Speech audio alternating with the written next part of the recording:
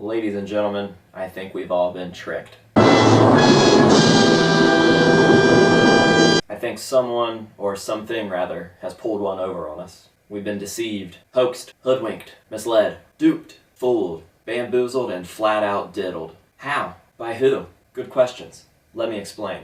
But before I get into this, keep in mind that this is all just a theory. It's all in good fun, and this video is not meant to be negative or taken super seriously in any way, shape, or form. I've just noticed some coincidences and I think they need addressed. Shout out to Tyler Norman for getting the ball rolling on this conspiracy theory. He messaged me this morning saying some stuff didn't add up, pointed out a couple things to me, and I followed in suit, and I'm about to present you with all of the information that I have so far. So it's no surprise that a few days ago the Slipknot world was left in shambles. Headlines started breaking out about Fehn suing the band over a financial dispute. There was a lot of talk, and a day or two later Slipknot released an official statement on slipknot1.com, which is their official website, stating that Chris was no longer with the band. It was a very weird way to address the situation and really quick, and a lot of people weren't happy about it. So we're going to dive into the conspiracy theory that Chris isn't actually leaving Slipknot and this is all just a ploy.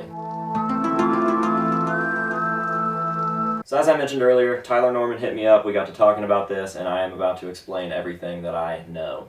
Not really sure how to start this out. I guess we'll start with the theme of the album. So far from what we know, it seems like it's a very anti-internet album. The theme for the album is going to be anti-internet, especially leading up to the release of All Out Life, with Slipknot putting out the Touchet Booth app. For those of you guys that don't know what Touchet Booth is, it was an Instagram page that started promoting a fake app on a website where you could put on like little fake masks. It was kind of like the Snapchat filters or the Instagram filters that cover your face. And they were just real weird, generic masks that you could put over your images. And it was very strange, and it started out innocently enough. It was very generic, kind of like stock photos of businessmen and random women wearing these masks or whatever.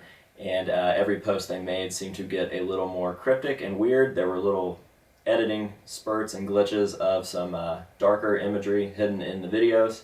And it all led up to the release of All Out Life. Touchet's Booth was Welcome to Your All Out Life, and then obviously we got the song All Out Life. Kind of something fun for the hardcore fans to get into. Once again, Tyler Norman spotted that and called it before anybody else did. So I got to follow closely from the start, and it was fun. So aside from the Touchet Booth, we're getting back into the Chris thing and how this relates to it. So far, there has been absolutely no statement from Chris, as well as no official court filings. So how exactly did one news outlet get this story? How did they get all the information to make the article that started all of the other articles? So the first sign of an official announcement from the band was posted on Reddit from an account called Wet Nose, and the caption was, "The predictable has eventuated." I don't know what that means, but it sounds pretty cryptic. Sounds pretty Slipknot. The Wet Nose account was made the same day that Chris posted a photo of his mask on Instagram, and the account has a birthday listed as 1/1/19. So let's do some math. 1 + 1 + 1 = 3. Chris is number 3. That leaves one number left in the date, and that's 9, and there are 9 members of Slipknot. This was the only post made by the Wet Nose account. There was nothing prior and nothing after. There's been no activity on that account since the original post. And now here's a funny pun.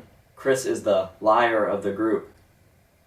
When you add all of this up, it kind of clears up Corey Taylor's tweet, and it makes a little bit more sense from this perspective. You're going to read a lot of bullshit today. The bullshit he's referring to is the fact that he's in on this joke, this giant ploy, this marketing scheme, whatever you want to call it, and that the bullshit that you're going to read is stuff that the band made up. Another thing that I want to point out is the farewell to Chris that was posted on Slipknot's page, the only official statement from Slipknot that was letting you know that Chris has departed from the band. If you compare it to Joey Jordison's departure, it seems very stern and kind of asshole-ish, I guess. Obviously kind of firing shots at Chris and basically blaming him for what had happened. Whereas with Joey's, it was more of a, Joey is not with the band, but we wish him the best. So I find that kind of strange. It just didn't seem like a real Slipknot thing to post when they posted it and kind of handled it the way that they did. So I think if you pair all of that stuff together, the only thing that we really have to go off of is the statement that Slipknot posted on their website, which seems weird in itself. And I don't know, maybe these are all coincidences and maybe I'm reaching for straws, but like I said, it's just a fun little theory. Also, as I've recorded this, I just looked and the band has actually removed that statement from their website and it's back to just promoting the All Out Life single. So that's kind of strange. I also checked and Corey Taylor removed his tweet about having Anders back in the band. A fan had tweeted to Corey and said, "Now that Chris is gone, could we get Anders back on percussion?" And Corey said that he would love that. That tweet has been removed. His reply is gone from the website, so